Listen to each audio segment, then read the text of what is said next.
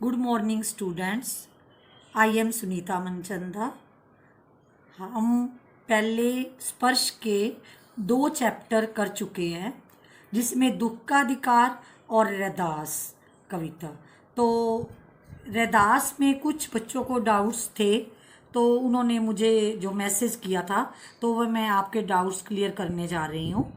तो इसमें जो भाव स्पष्ट करो हैं, वो उसमें पहला भाव स्पष्ट करो है जाकी अंग अंग बास समानी। तो इसका भाव ये है कि मतलब कवि इस पंक्ति के द्वारा क्या कहना चाहता है। कवि कहता है कि भक्त जो है ना वो गुणों से रहित होता है। जिस प्रकार पानी है, पानी जो है वो पानी का रंग भी नहीं कोई होता और गंध भी नहीं होती, लेकिन जब वो ईश्वर रूपी चंदन को प्राप्त कर लेता है, उसका साथ पा लेता है। चंदन देखे ना, आप मंदिर में जाते हो तो चंदन की वो लकड़ी पड़ी होती है, उसको आप थोड़ा सा घिसाते हो तो उसका जो चंदन है उसमें खुशबू होती है। उसी प्रकार जो भगत है ना वो क्या है, वो गुण रहित है, लेकिन जब वो ईश्वर का साथ प्राप्त कर लेता है ना तो वो उसमें कई गुण प्राप्त कर लेता है और ईश्वर भक्ति से वो पापों से मुक्त होकर अपने जीवन की जो सार्थकता है उसको प्राप्त कर लेता है। नेक्स्ट है जैसे चितवत चंद चकोरा। इसमें जो रैदास जी हैं वो क्या बताना चाहते हैं कि हमारी जो ईश्वर भक्ति है वो किस प्रकार होनी चाहिए, कि जिस प्रकार जो चकोर है, जो पक्षी है, वो चंद्रमा को एक टक निहारता रहता है, उसी प्रकार हमें जो है हमारी भक्ति इस प्रकार होनी चाहिए कि हम उसके रूप के ही दर्शन जो है वो करने की हमारे में इच्छा हो। उसी प्रकार रैदास भी प्रभु से ऐसी भक्ति की मांग करते हैं। नेक्स्ट है ग भाग जाकी जोत बरे दिन राती। मतलब ईश्वर जो है ना वो कण कण में विद्यमान है, वो तो सभी में समाया हुआ है, वो हमारे अंदर भी ज्योत के रूप में समाया हुआ है। अगर वो ज्योत है तो ही हम जो है हर कार्य करने में सक्षम है और उसी के कारण ही हम जीवित हैं और हमारे श्वास चल रहे हैं। और इसी प्रकार ज्योत मतलब जो उसकी जो ज्योति है वो हमारे शरीर में विराजमान है। ऐसी लाल तुझ बिन को ना करे। मतलब जो ईश्वर है ना वो क्या है, इतनी कृपा करता है ना कि उसकी जैसी कृपा कोई भी नहीं करता। कि हमारा जो ईश्वर है वो क्या है, कृपालु है। जितनी कृपा वो करता है ना वो ऐसी कृपा कोई और नहीं कर सकता। लाल इसको क्या कहा गया है, ईश्वर को कहा गया है कि वो ही इतनी कृपा हमारे पर करता है और दीन दुखियों की जो सहायता करता है, उसका रक्षक है। ऐसी सहायता कोई और नहीं कर सकता।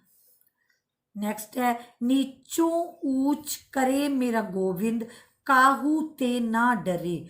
काहू ते ना डरे मतलब मेरा ईश्वर जो है वो क्या है, किसी से डरता नहीं है। नीचों ऊंच मतलब जो नीच जाति के भी है ना उसको भी ऊंचा स्थान देकर मेरा गोविंद मतलब ईश्वर को कहा गया है कि मेरा ईश्वर नीच व्यक्ति को भी, नीच मतलब जो नीच जाति में पैदा हुआ है ना उसको भी वो ऊंचा स्थान देकर इस भाव रूपी सागर से उसको क्या है, पार कर देता है।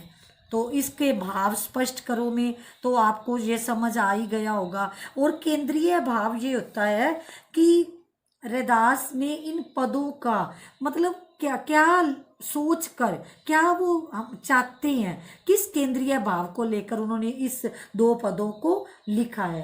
पहले जो पहला पद है अब कैसे छूटे राम नाम रट लागी में उन्होंने अपने आराध्य को याद किया है कि क्योंकि वो स्वयं को अपने से अलग नहीं मानते। वो कहते कि ईश्वर हमारे अंदर ही विराजमान है और हमारे में समाया हुआ है। इसके लिए वे कई उदाहरण देते हैं कि जैसे चंदन है तो चंदन जो है, चंदन में अगर पानी मिला देते हैं तो वो सुगंधित हो जाता है। पानी की कोई पहले जो है और उसका कोई रंग नहीं होता, कोई उसका गंध नहीं होती।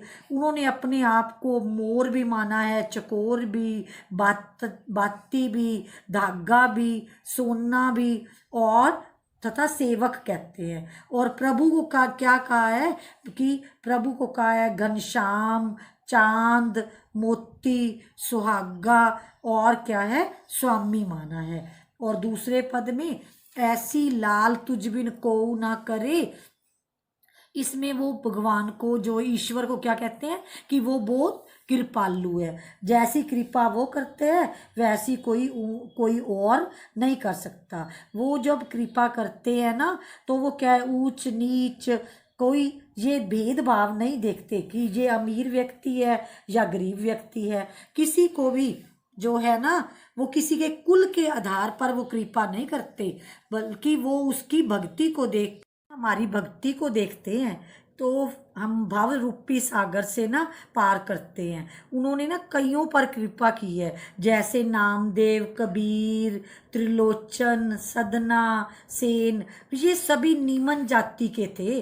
तो ये नहीं कि उन्होंने उनको निमन जाति के कारण उनको उनको ऊंचा स्थान दिया है समाज में, जो है उनको उद्धार करने के लिए उन्होंने जो है उनको नीच जाति का ना समझकर ऊंच जाति का बना दिया। और इस कथन से हमें यही सिद्ध होता है कि जैसी कृपा वो करते हैं ना वैसी कोई भी और नहीं कर सकता। Stay home, stay safe.